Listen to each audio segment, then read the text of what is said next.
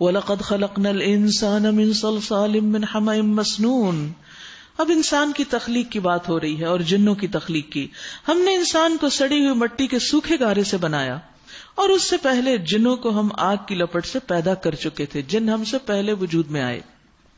پھر یاد کرو اس موقع کو جب تمہارے رب نے فرشتوں سے کہا کہ میں سڑی ہوئی مٹی کے سوکھے گارے سے ایک بشر پیدا کر رہا ہوں، یعنی آدم علیہ السلام. جب میں اسے پورا بنا چکوں اور اس میں اپنی روح سے کچھ پھونک دوں تو تم اس کے آگے سب سجدے میں گر جانا. فقعوا لہ ساجدین، یعنی تعظیم کی خاطر، عبادت کے لیے نہیں.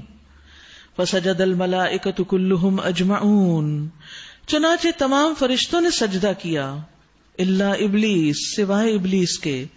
ابا، اس نے انکار کر دیا. ان یکون مع الساجدین، کہ وہ سجدہ کرنے والوں کے ساتھ شامل ہو. قال یا ابلیس ما لک الا تکون مع الساجدین، رب نے پوچھا اے ابلیس تجھے کیا ہوا کہ تو نے سجدہ کرنے والوں کا ساتھ نہ دیا. قال لم اکن لاسجد لبشر، اس نے کہا میرا یہ کام نہیں کہ میں بشر کو سجدہ کروں، اس بشر کو جسے تو نے سڑی ہوئی مٹی کے سوکھے گارے سے پیدا کیا. ابلیس کا امتحان ہو گیا جس میں وہ ناکام ہو گیا. یاد رکھیے اللہ سبحانہ وتعالی ہر شعور والے کا امتحان لیتا ہے اور پھر یہ دیکھتا ہے کہ یہ واقعی اپنی سوچ سمجھ اور عقل کے ساتھ کتنا رب کی بات کو مانتا ہے. اور اس سے یہ بات بھی پتہ چلتی ہے کہ ابلیس فرشتوں کے ساتھ رہتا تھا، بڑا عبادت گزار تھا، بظاہر بڑا پائس، پارسا، نیک، پرہیزگار، لیکن اللہ سبحانہ وتعالیٰ کسی کی صرف ظاہری نیکی کو قبول نہیں کرتا، وہ دلوں کو پرکھتا ہے، وہ دلوں کے حال جانتا ہے، کیونکہ دلوں کا تقوی چاہیے اس کو. لن ینال اللہ لحومها ولا دماؤها ولکن ینالہ التقوی منکم. قربانی کرتے ہو تم، قربانی کے جانوروں کا خون اور گوشت اس کو نہیں ملتا، اس کو نہیں پہنچتا، نہ اسے ضرورت ہے. وہ یہ کیوں قربانیاں کروا رہا ہے؟ تمہارا تقوی دیکھنے کے لیے. چونکہ ابلیس کے اندر اس ظاہری پائٹی اور یہ ساری نیکی کے باوجود ایک خرابی تھی. تو آپ دیکھیے کہ ابلیس جو تھا، یعنی بظاہر وہ بڑا متقی پرہیزگار، مگر اندر ایک ویکنس تھی جو کسی کو نظر نہیں آ رہی تھی. لہذا جس وقت اس کو جھکنے کے لیے کہا گیا کہ جھک جاؤ، اور یہ جھکنے کی دعوت جو اس کو دی گئی تھی، یہ اس لیے نہیں کہ آدم کو اس کی کوئی ضرورت تھی، یہ اصل میں تو جنہیں جھکنے کے لیے کہا جا رہا تھا ان کا ایک امتحان تھا، ان کا امتحان تھا. فرشتے تو کامیاب ہو گئے کیونکہ وہ تو اللہ کی عبادت کرتے ہیں، ان کے لیے تو کوئی مشکل نہیں، لیکن مشکل تھی ابلیس کے لیے جس کے پاس انکار کی چوائس تھی. تو اس نے کیا کیا؟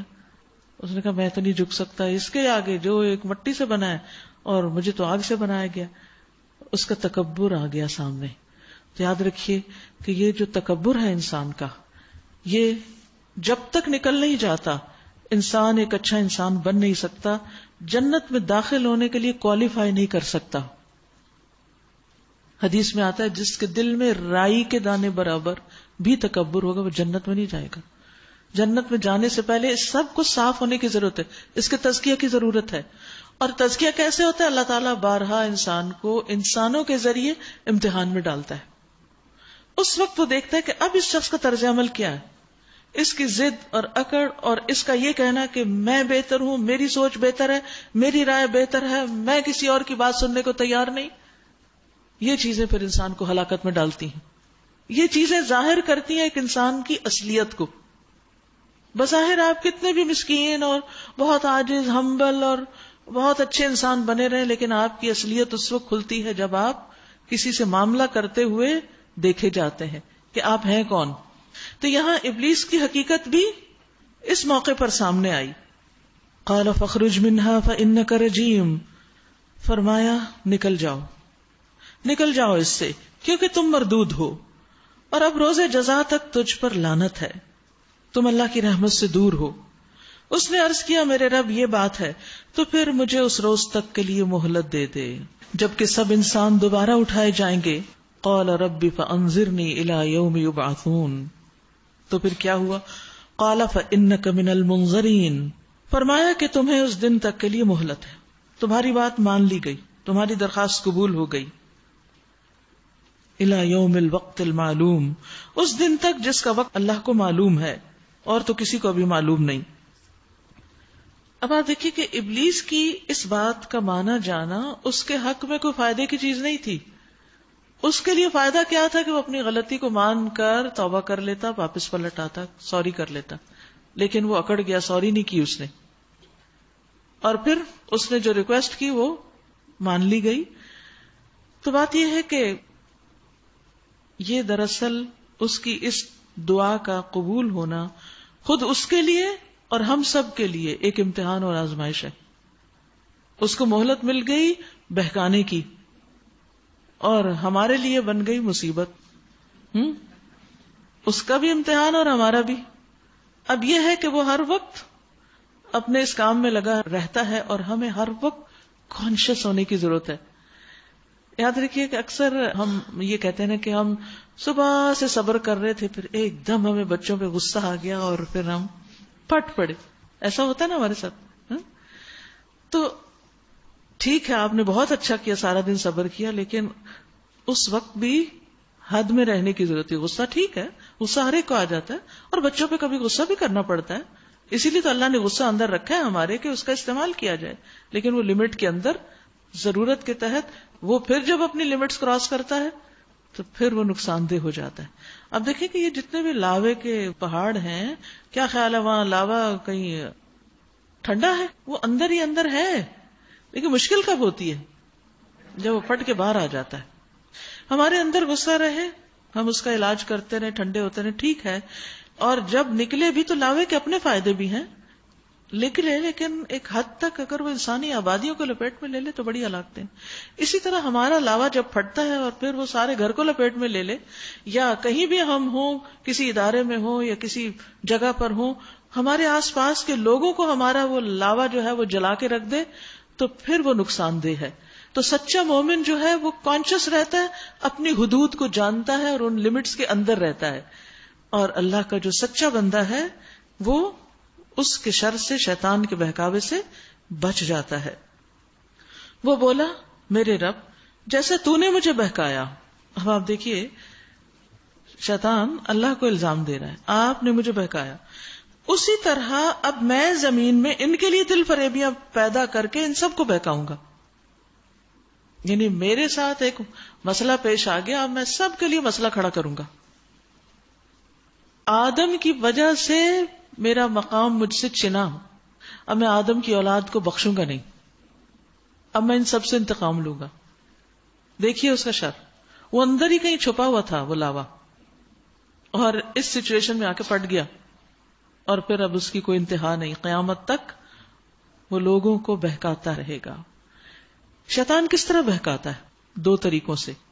نمبر 1، انسان کے کاموں کو یا برے اعمال کو مزین کر کے. مزین کرنے کا کیا مطلب ہے؟ انہیں خوبصورت بنا کے. دوسرے لفظوں میں دنیا کی زینت میں، دنیا کی رونقوں میں انسان کا دل ایسا لگاتا ہے، اتنا اس میں انسان کو مشغول کر دیتا ہے کہ انسان اپنے فرائض تک بھول جاتا ہے. اب دیکھیں کہ گھر کے ضروری کام کاج کر کے آپ کی نمازیں ٹھیک ٹھاک ہوتی ہیں، کب مشکل پیش آتی ہے؟ جب آپ ایکسٹرا میں جاتے ہیں، چاہے کھانے کا معاملہ ہو، چاہے لباس کا معاملہ ہو، چاہے ڈیکوریشن کا معاملہ ہو، چاہے انٹرٹینمنٹ، کچھ بھی ہو. جب آپ حد کراس کرتے ہیں، لمٹ سے آگے جاتے ہیں، تو پھر شیطان آپ کو پھانس لیتا ہے. وہ کہتے ہیں بہت اچھا کرے، تم سے اچھا تو کوئی کرتا ہی نہیں، اور کرو اور کرو اور کرو. پھر ہم کہتے ہیں اچھا تھوڑی دیر میں، ابھی اور کیا ہوتا ہے، ابھی نماز پڑھتے ہیں. لیکن ہم اس انجوائمنٹ میں اتنے ٹی وی کے آگے بیٹھے، اچھا اب تھوڑا سا رہ گئے 5 منٹ اور، اتنے دھوپ پیلی پڑ جاتی. کوئی بھی کام ایسا کر رہے ہیں، کھانا ہی اچھا. آج دیکھ لیجیے آج کل افطاری کے وقت کتنی دیر سے نماز پڑھتے ہیں مغرب کی. حالانکہ ہم ایک کھجور اور پانی کے گلاس کے بعد بھی نماز تسلی سے پڑھ کر واپس آ کر کھانا کھا سکتے ہیں. لیکن اکثر آپ دیکھیں کہ لوگ جب افطاری کے ٹیبل پر بیٹھتے ہیں، گپ شپ کھانے پینے میں آدھا گھنٹہ بعض اوقات گزر جاتا ہے، اندھیرا ہو جاتا ہے، اور مغرب کی نماز کی فکر نہیں ہوتی. اور یہ تو اس وقت ہے جب شیطان ابھی کنٹرول میں ہے. اور جب وہ آزاد ہو، چھٹا ہوا ہو، تو پھر آپ دیکھیے پھر تو نماز بھی چلی جائے گی، اور فکر نہیں ہوگی. تو اب ہمیں دیکھنا ہوگا نا کہ ہم نے کیسے اپنے آپ کو لمٹ میں لانا ہے واپس، اور شیطان کے پھندے سے کیسے نکلنا ہے. اکثر لوگ یہ بھی سوال کرتے ہیں شیطان نہیں تو پھر ہم یہ کیوں کرتے ہیں. اصل میں شیطان ہمیں بہکا بہکا کے ہماری کچھ بری عادتیں اس نے اتنی پختہ کر دی ہیں کہ اللہ نے دراصل یہ روزے رکھے بھی اس لیے تاکہ 30 days ایٹ اے رو ہم وہ کام چھوڑ کر اپنی ہیبٹس کو بریک کریں، کھانے پینے کی بری عادتوں کو بریک کریں، سونے کی عادتوں کو ٹھیک کریں، اور اپنی زبان کے مسئلوں کو درست کریں. یہ اصل میں 30 days کا ٹریننگ پیریڈ ہے ہمارے لیے، تاکہ ہم پھر سے تقویٰ اٹین کر کے ایک اچھے انسان بن جائیں. تو شیطان جو ہے وہ ہمارے کاموں کو چاہے وہ اچھے ہوں یا برے ہوں اتنا خوبصورت بنا کے ہمیں ان میں انوالو کرتا ہے کہ ہم اپنے فرائض کو چھوڑ دیتے ہیں یا بھول جاتے ہیں. پھر حرام کاموں کو اتنا خوبصورت بنا دیتا ہے کہ ان کے اندر ہمیں مزہ آنے لگتا ہے اور ہم بھول جاتے ہیں کہ اللہ نے ہمیں اس سے روکا ہے.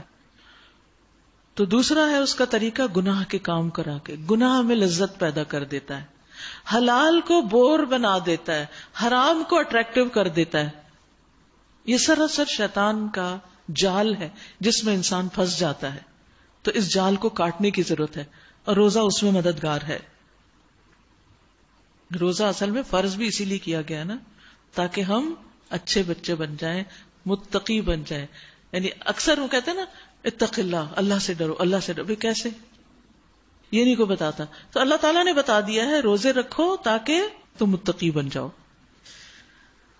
لیکن اس نے یہ صاف کہہ دیا کہ الا عبادک منہم المخلصین، میرا زور نہیں چلے گا کس پر؟ تیرے چنے ہوئے بندوں پر، مخلص بندوں پر. مخلص کہتے ہیں وہ چیز جس کے اندر کوئی ملاوٹ نہ ہو، کھرے بندے جن کی نیتیں بھی اچھی ہیں، جن کے کام بھی ستھرے ہیں.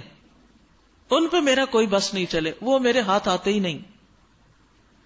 لیکن اگر ہم ہاتھ آ گئے تو پھر کیا ہے؟ ہمارے اخلاص پر زد پڑ جائے گی. فرمایا یہ راستہ ہے جو سیدھا مجھ تک پہنچتا ہے.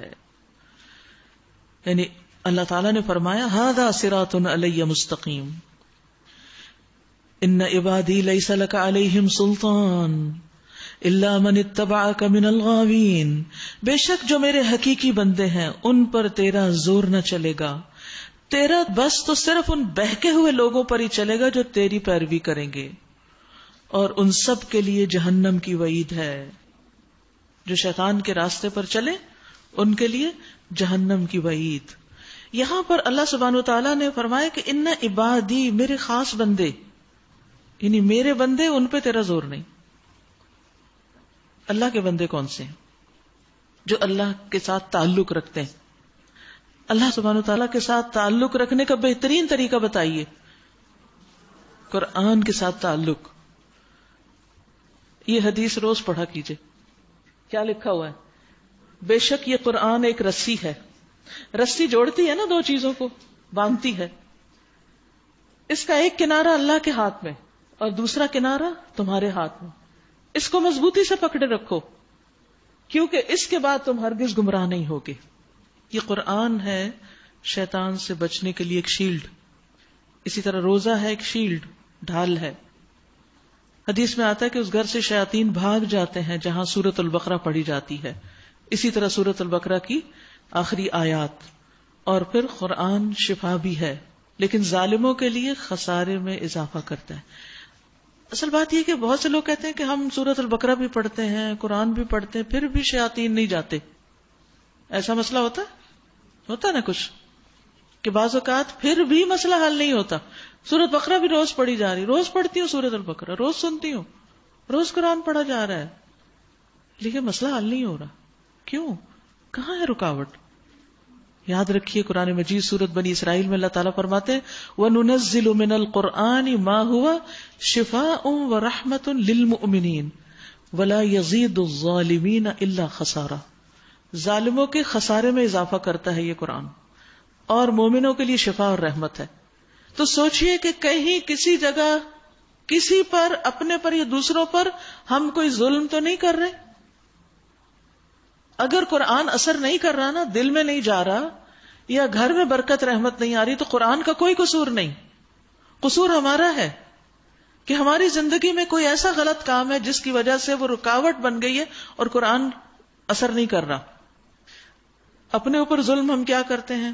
ہماری نمازیں ٹھیک نہیں ہوتی، طہارت کا اہتمام نہیں ہوتا، ذکر اذکار پورے نہیں کرتے، صبح شام کے اذکار جو پروٹیکشن ہے ان کی طرف توجہ نہیں دیتے، اللہ کو صحیح معنوں میں یاد نہیں کرتے، بس غافل دل. اور دوسروں پر ظلم کیسے؟ کسی کی غیبت، کسی کے ساتھ بد زبانی، بد اخلاقی، غصہ، ملازمین کو ڈانٹ ڈپٹ، اور لڑائی جھگڑے میں زبان کی حفاظت نہ کر سکنا، بے دریغ بولتے چلے جانا. یہ ظلم کی قسمیں ہیں. تو قرآن پھر ایسے لوگوں کے لیے مزید خسارے کا باعث بنتا ہے، کیونکہ وہ ان کے اندر اثر ہی نہیں کرتا. جہاں کہیں لڑائی جھگڑا ہوتا ہے وہاں شیطان آ جاتا ہے. وہ واقعہ یاد کیجئے جہاں حضرت ابوبکر کو ایک شخص برا بھلا کہہ رہا تھا اور آپ چپ تھے، تو نبی صلی اللہ علیہ وسلم مسکرا رہے تھے. جب آپ نے جواب دیا تو آپ وہاں سے تشریف لے گئے. آپ نے فرمایا کہ جب تک تم چپ تھے فرشتہ جواب دے رہے تھے، جب تم نے جواب دیا تو فرشتے چلے گئے اور شیطان آ گیا، اور جہاں شیطان آ جائے وہاں میں نہیں رہتا. اللہ کے رسول وہاں سے چلے گئے. تو اسی طرح قرآن پڑھنے سے شیاطین جائیں گے جب آپ اپنی اصلاح بھی کریں گے اور اپنے غلط کاموں کو چھوڑیں گے جہاں کہیں کوئی غلطی ہو رہی ہے. اسی طرح جس گھر میں تصویریں ہوں، بت ہوں، مجسمے ہوں، وہاں بھی فرشتے داخل نہیں ہوتے. منکرات ہوں، اللہ کی نافرمانی کے کام ہو رہے ہوں، تو ان چیزوں کو چھوڑنا بھی ضروری ہے تاکہ قرآن شفا بنے. وَإِنَّ جَهَنَّمَ لَمَوْعِدُهُمْ أَجْمَعِينَ، اور بے شک جہنم ان سب کی وعید کی جگہ ہے، یعنی ان کا موعد ہے، وہاں ان کو اس کی سزا ملے گی جو وہ کر کے جائیں گے دنیا سے. لَهَا سَبْعَةُ أَبْوَابٍ، اس جہنم کے 7 دروازے ہیں. 7 دروازے، ہر دروازے کے لیے ان میں سے ایک حصہ مخصوص کر دیا گیا ہے. ہر ایک کا دروازہ اپوائنٹڈ ہے، کون کہاں سے داخل ہوگا. استغفر اللہ.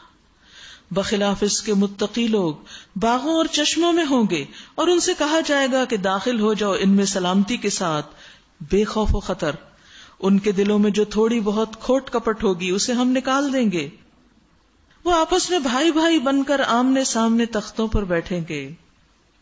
انہیں وہاں کسی مشقت سے پالا نہ پڑے گا اور نہ وہ وہاں سے نکالے جائیں گے. یہ ہے انجام نیک لوگوں کا. نبئ عبادی انی انا الغفور الرحیم وان عذابی هو العذاب العلیم. اے نبی صلی اللہ علیہ وسلم، میرے بندوں کو خبر دے دیجئے کہ میں بہت درگزر کرنے والا اور رحیم ہوں، مگر اس کے ساتھ میرا عذاب بھی نہایت دردناک عذاب ہے. یعنی انسان کو یاد رکھنا چاہیے، اور جیسے کل بھی ہم نے پڑھا کہ ایمان خوف اور امید دونوں کے بیچ میں ہے. ایک طرف اللہ کا ڈر بھی اور دوسری طرف اللہ سے امید بھی ہو. ایک طرف دل میں یہ خیال بھی خوشی کا ہو کہ اللہ بخشنے والا ہے، بخش دے گا، لیکن دوسری طرف یہ ڈر بھی ہو کہ اللہ کا عذاب بھی بڑھ سخت ہے.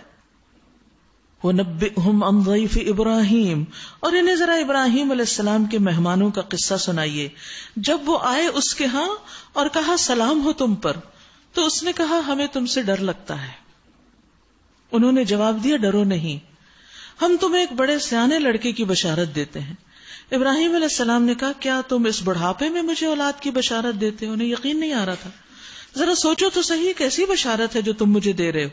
انہوں نے جواب دیا ہم تمہیں برحق بشارت دے رہے ہیں، تم مایوس نہ ہو.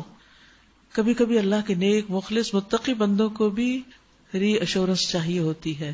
ایسا نہیں تھا کہ ابراہیم علیہ السلام کو یقین نہیں تھا ان کی بات پر، لیکن وہ مزید تسلی چاہتے تھے. اور ہر انسان کو ایک ضرورت ہوتی ہے اس چیز کی، اور اسی لیے ہم پوچھتے ہیں یہ ہو جائے گا کام، ہو جائے گا نا. جب کوئی کام اٹکا ہوا ہوتا ہے تو ہم ایک دوسرے سے پوچھتے ہیں ہو جائے گا نا، ہو جائے. پھر ایک دوسرے کو وتواصوا بالحق وتواصوا بالصبر تسلی دیتے ہیں، بالکل فکر نہیں کرو ہو جائے گا.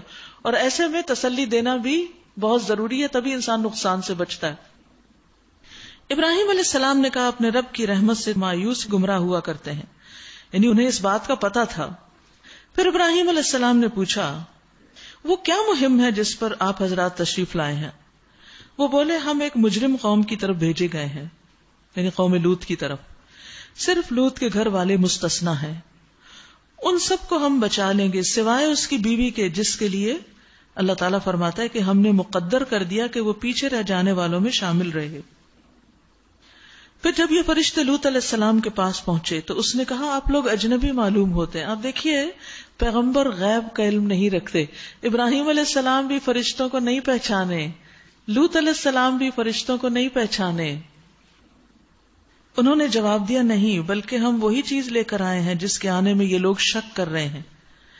ہم تم سے سچ کہتے ہیں کہ ہم حق کے ساتھ تمہارے پاس آئے ہیں, لہٰذا اب تم کچھ رات رہے اپنے گھر والوں کو لے کر نکل جاؤ اور خود ان کے پیچھے پیچھے چلو, تم میں سے کوئی پلٹ کر نہ دیکھے. وَلَا يَلْتَفِتْ مِنْكُمْ أَحَدٌ, بس سیدھے چلے جاؤ جدھر جانے کا تمہیں حکم دیا جا رہا ہے. یاد رکھیے کہ کچھ کام ایسے ہوتے ہیں, اور خاص طور پر اللہ کے راستے کے کام, جن میں انسان کا فوکس بہت ضروری ہوتا ہے. التفات نہیں ہونا چاہیے. یہ لا یلتفت کا مطلب ادھر ادھر مت دیکھو, سیدھے جاؤ. اب یہ کیا تھی؟ اللہ کی خاطر ہجرت. لوط علیہ السلام اپنے گھر والوں کو لے کر نکلے تھے, اپنے گھر کا سامان, ہر چیز, سب کچھ پیچھے چھوڑ کر نکل رہے تھے. ان کو ایک خاص انسٹرکشن دی گئی, پیچھے نہیں دیکھنا, کوئی مڑ کے نہ دیکھے. لیکن کیا ہوا؟ لوط علیہ السلام کی بیوی جو تھی اس کی ایسوسیشن تھی اپنی فیملی کے ساتھ. یاد رکھیے لوط علیہ السلام حضرت ابراہیم کے بھتیجے ہیں, وہ باہر سے آئے تھے. ہر نبی اپنی قوم کے اندر سے اٹھایا جاتا, لیکن ان کا حال ذرا مختلف تھا. یہ باہر سے اس قوم کے اندر آئے تھے. بیوی جو تھی وہ اسی قوم میں سے تھی, تو اس کی اپنی قوم کے ساتھ ایک ایسوسیشن تھی, ایک ایفیلیشن تھی. تو وہ آخر تک اپنے شوہر سے زیادہ اپنی قوم کے ساتھ وابستہ تھی. بہرحال جب وہ اپنے گھر والوں کو لے کر نکلے اور کچھ ہی دور گئے اور پیچھے قوم پہ جب عذاب آیا, دھماکہ ہوا, تو اس نے پیچھے مڑ کے دیکھ لیا جس سے منع کیا گیا تھا. تو ایک پتھر اس کو بھی آ کے لگا, وہ وہیں کی وہیں ڈھیر ہو گئی, ساتھ نہیں جا سکی. کچھ چیزیں ایسی ہوتی ہیں کہ جن کو انسان جب اللہ کے لیے کر لیتا ہے نا, تو اس کے بعد اس پر ریگریٹس نہیں ہونے چاہیے. پیچھے مڑ کے نہیں پھر دیکھنا چاہیے کہ کیا چھوٹ گیا, کیا قربان ہوا, کیونکہ اس سے ثابت قدمی میں خلل آتا ہے. انسان ثابت قدم نہیں رہ سکتا. کبھی تو اس کو اللہ کے وعدوں پہ پھر یقین نہیں رہتا, جن وعدوں پہ یقین کر کے اس نے کوئی اچھا کام کیا تھا, یا اللہ کی خاطر کوئی قربانی دی تھی, کچھ چیز چھوڑی تھی پیچھے. یا پھر یہ ہے کہ وہ کبھی اللہ کے ان بندوں کے ساتھ اس کو ہمدردی ہونے لگتی ہے جن کو اللہ نے چھوڑنے کے لیے کہا. تو اس لیے انسان جب کوئی کام اللہ کی خاطر کرنے کے لیے نکلے, مثلاً آپ گھر سے اس وقت نکلیں, اب یہاں بیٹھ کر اگر آپ سارا وقت یہ سوچتے رہے پیچھے کیا کام ہے, کیا کام ہے, کیا کام ہے, تو کیا ہوگا؟ کیا اس وقت سے آپ پورا فائدہ اٹھا سکتے ہیں؟ نہیں. اور کیا پچھلا کام ہو جائے گا؟ وہ جس کا سوچ رہے ہیں آپ, وہ بھی نہیں ہوگا. اس کو اس کے وقت پہ کیجئے. اس وقت یہ کیجئے جو آپ یہاں کر رہے ہیں, دو طرف نہیں ہو سکتے آپ. یہ اصول زندگی کا بہت فائدہ مند ہے کسی بھی بڑے کام کو کرنے کے لیے, کہ اس میں انسان کا فوکس ضروری ہے. نبی صلی اللہ علیہ وسلم جب سدرۃ المنتہا کے پاس پہنچے تھے, اور وہ روشنیاں بھی تھی وہاں, اور وہاں از یغشی السدرۃ ما یغشی, لیکن آپ کی توجہ اور فوکس ساری کی ساری اللہ سبحانہ وتعالیٰ کی بات سننے کی طرف تھی. سوچئے اگر ہمیں کوئی آسمان پہ لے جائے تو ہم کیا کریں گے؟ ہمیں تو کوئی سمندر کے کنارے لے جائے تو ہم سب لوگوں کو بھول کے صرف وہی دیکھنا کھڑے ہو جاتے ہیں. ہم بھول جاتے ہیں ہم یہاں کیوں جمع ہوئے تھے, کیوں اکٹھے ہوئے تھے. نبی صلی اللہ علیہ وسلم وہاں تشریف لے گئے, پتہ نہیں کیسے کیسے نظارے اور کیا کیا منظر ہوں گے. اللہ سبحانہ وتعالیٰ فرماتے ما زاغ البصر وما طغى, نہ نگاہ ادھر ادھر ہوئی نہ حد سے بڑھی, مکمل فوکس. بلا شبہ یقیناً اس نے اپنے رب کی بعض بہت بڑی نشانیاں دیکھی. اللہ تعالیٰ جو دکھانا چاہتا تھا اسی پہ نظر رکھی, ادھر ادھر نہیں ہوئے. ہم بھی جب کسی کام کے لیے نکلے, کسی مقصد کے لیے, پہلے تو مقصد ہمارے ذہن میں ہونا چاہیے ہم جا کیوں رہے ہیں کسی جگہ, اور پھر جس کام کے لیے جا رہے ہیں اس پر توجہ ہو اور اس کو پوری طرح کریں. اور اس کی پریکٹس ہمیں دن میں 5 دفعہ کروائی جاتی ہے, لیکن ابھی تک ہم ناکام ہیں. کہاں کروائی جاتی؟ نماز میں، لیکن ہماری توجہ ہو پاتی ہے؟ نماز میں کھڑے ہوتے ہیں اور سوچیں پوری دنیا کے گرد گھوم رہی ہوتی. اللہ ہم سب کو ہدایت دے سمیت میرے، کیونکہ بہت مشکل کام ہے یہ فوکس، زندگی میں فوکس، مقصد پہ نظر، جو کام آپ کو دیا گیا اس کو 100% اخلاص، امانت اور توجہ کے ساتھ کرنا. ایسے ہی لوگ اچیورز ہوتے، دنیا میں کچھ کر جاتے ہیں. آخرت کے لیے بھی فوکس ہونا چاہیے. ہم سب کچھ کر ہی آ رہے ہیں لیکن اجر ہمیں وہاں چاہیے. اور اسے ہم نے اپنا یہ فیصلہ پہنچا دیا کہ صبح ہوتے ہوتے ان لوگوں کی جڑ کاٹ دی جائے گی. اتنے میں شہر کے لوگ خوشی کے مارے بےتاب ہو کر لوط علیہ السلام کے گھر چڑھ آئے. لوط علیہ السلام نے کہا، بھائیو یہ میرے مہمان ہیں، میری فضیحت نہ کرو، اللہ سے ڈرو، مجھے رسوا نہ کرو.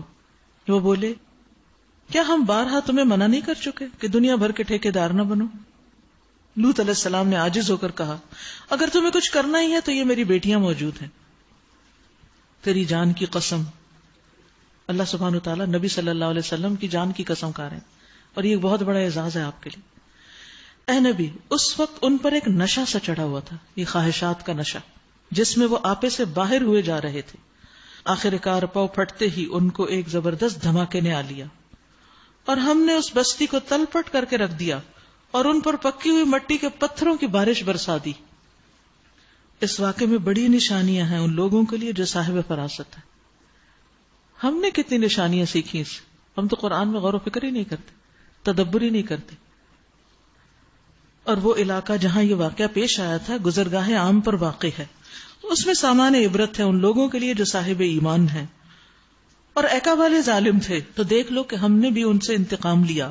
اور ان دونوں قوموں کے اجڑے ہوئے علاقے کھلے راستے پر واقع ہیں، یعنی اس شاہراہ پر جس پر سے اہل مکہ تجارت کی غرض سے گزرتے رہتے تھے. وہ کھنڈرات اور آثار دیکھتے تھے اپنی آنکھوں سے. ہجر کے لوگ بھی رسولوں کی تکذیب کر چکے، ہم نے اپنی آیات ان کے پاس بھیجی، اپنی نشانیاں انہیں دکھائیں، مگر وہ سب کو نظر اندازی کرتے رہے. وہ پہاڑ تراش تراش کر مکان بناتے تھے اور اپنی جگہ بالکل بے خوف اور مطمئن تھے. آخرکار ایک زبردست دھماکے نے ان کو صبح ہوتے ہی آ لیا، اور ان کی کمائی ان کے کچھ کام نہ آئی، ان کے گھر ان کو نہ بچا سکے. ہم نے زمین اور آسمان کو اور ان کی سب موجودات کو حق کے سوا کسی اور بنیاد پہ تخلیق نہیں کیا، اور فیصلے کی گھڑی یقیناً آنے والی ہے. بس آپ ان کی بےہودیوں پر شریفانہ درگزر سے کام لیجئے. یقیناً آپ کا رب سب کا خالق ہے اور سب کچھ جانتا ہے. ہم نے آپ کو 7 ایسی آیات دے رکھی ہیں جو بار بار دہرائی جانے کے لائق ہیں. وہ کون سی؟ سورۃ الفاتحہ. بار بار دہرائی جائیں تو بہت فائدہ ہوتا ہے شفا کے لیے، اور ویسے بھی ہر نماز میں ہم اس کو بارہا پڑھتے ہیں ہر رکعت میں. اور تمہیں قرآن عظیم عطا کیا، تم اس متاع دنیا کی طرف آنکھ اٹھا کر نہ دیکھو جو ہم نے ان میں سے مختلف قسم کے لوگوں کو دے رکھی ہے. یاد رکھیے جس کو اللہ قرآن کی دولت دے دے پھر اسے دنیا والوں کی دولت پر ریجھنا نہیں چاہیے، حسرت نہیں کرنی چاہیے کہ میرے پاس یہ سب کچھ کیوں نہیں، کیونکہ ہوا خیر مما یجمعون. اور نہ ان کے حال پر اپنا دل کڑھاؤ، انہیں چھوڑ کر ایمان لانے والوں کی طرف جھکو. اچھی کمپنی، اچھے لوگوں کا ساتھ، جن کے مجلس میں پھر ایمان بڑھے، یہی دنیا کی محبت کو کم کرنے کا ذریعہ ہوتا ہے. کہہ دیجئے کہ میں تو صاف صاف تنبیہ کرنے والا ہوں. یہ اسی طرح کی تنبیہ ہے جیسی ہم نے ان تفرقہ پردازوں کی طرف بھیجی جنہوں نے اپنے قرآن، اپنی کتاب کو ٹکڑے ٹکڑے کر ڈالا. تو قسم ہے تیرے رب کی، ہم ضرور ان سب سے پوچھیں گے کہ تم کیا کرتے رہے ہو. بس اے نبی صلی اللہ علیہ وسلم، جس چیز کا آپ کو حکم دیا جا رہا ہے اس کو کھول کر سنا دیجئے، اور شرک کرنے والوں کی ذرا پرواہ نہ کیجئے. تمہاری طرف سے ہم ان مذاق اڑانے والوں کی خبر لینے کے لیے کافی ہیں جو اللہ کے ساتھ کسی اور کو بھی الہ قرار دیتے ہیں. ان قریب انہیں معلوم ہو جائے گا. وَلَقَدْ نَعْلَمُ أَنَّكَ يَضِيقُ صَدْرُكَ بِمَا يَقُولُونَ فَسَبِّحْ بِحَمْدِ رَبِّكَ وَكُن مِّنَ السَّاجِدِينَ وَاعْبُدْ رَبَّكَ حَتَّى يَأْتِيَكَ الْيَقِينُ. ہمیں معلوم ہے کہ جو باتیں یہ لوگ تم پہ بناتے ہیں ان سے تمہارے دل کو سخت کوفت ہوتی ہے. لوگوں کی باتوں پر تکلیف کا علاج، اس کا علاج یہ ہے کہ اپنے رب کی حمد کے ساتھ اس کی تسبیح کرو. جب لوگوں کی باتیں آپ کو پریشان کریں تو تسبیح سے مدد لو اور اس کی جناب میں سجدہ بجا لاؤ، نماز سے مدد لو، واستعینوا بالصبر والصلاۃ، اور اس آخری گھڑی تک اپنے رب کی بندگی کرتے رہو جس کا آنا یقینی ہے۔ تو یہاں سینے کی تنگی، دل کی تنگی، گھٹن کا علاج بتایا جا رہا ہے۔ یعنی دل کب تنگ ہوتا ہے؟ جب لوگ فضول باتیں کرتے ہیں آپ کے بارے میں یا آپ کے سامنے، تو پھر ایسے میں انسان اللہ کی طرف رجوع کرے اور کیا کہے؟ سبحان اللہ و بحمدہ، سبحان اللہ العظیم، اللہ کی پاکی بیان کرنا شروع کر دے۔ کیا حکمت ہے اس میں؟ کچھ اور کیوں نہیں بتایا گیا وظیفہ یہاں؟ تسبیح کیوں؟ اس لیے کہ انسان اس وقت کثرت سے کہے اللہ پاک ہے، اللہ پاک ہے، اللہ پاک ہے، یعنی میں تو قصوروار ہو سکتا ہوں، میں تو گناہگار ہوں، میرے اندر تو خطائیں ہوں گی، اگر لوگ مجھے کسی بات پر کچھ کہتے بھی ہیں تو کوئی بات نہیں، پاک تو صرف اللہ ہے۔ تو پھر انسان کو ایک تسکین ہو جاتی ہے۔ آپ دیکھیے کہ کس وقت ہمیں کون سی بات زیادہ محسوس ہوتی ہے؟ جب ہم اپنے آپ کو زیادہ نیک یا اچھا یا زیادہ بہتر سمجھتے ہیں، پھر کوئی اگر ہمیں کچھ کہے تو ہمیں زیادہ غصہ آتا ہے۔ تو اس وقت پھر کیا سبق پڑھنا چاہیے کہ اللہ پاک ہے، سب پاکی اللہ کے لیے۔ اور دوسری چیز کیا کہے گی؟ سجدہ کیجیے، کم من الساجدین، کیونکہ سجدے میں بندہ رب کے سب سے زیادہ قریب ہوتا ہے۔ حدیث میں آتا ہے اقرب ما یکون العبد من ربہ، سب سے زیادہ قریب بندہ اپنے رب سے وہو ساجد، اس حال میں ہوتا ہے کہ وہ سجدہ کر رہا ہوتا ہے۔ فاکثر الدعاء، تو سجدے میں کثرت سے دعا کرو، فرض نماز ہو یا نفل نماز ہو یا سنت ہو، تسبیح کے ساتھ ساتھ دعا بھی کرنی چاہیے۔ آپ دیکھیے کہ سجدہ اور تسبیح دونوں ساتھ ساتھ ہے نا، سجدے میں تسبیح بھی ہو جاتی ہے اور پھر اور دعائیں بھی کر لیجئے، اردو میں نہیں بس۔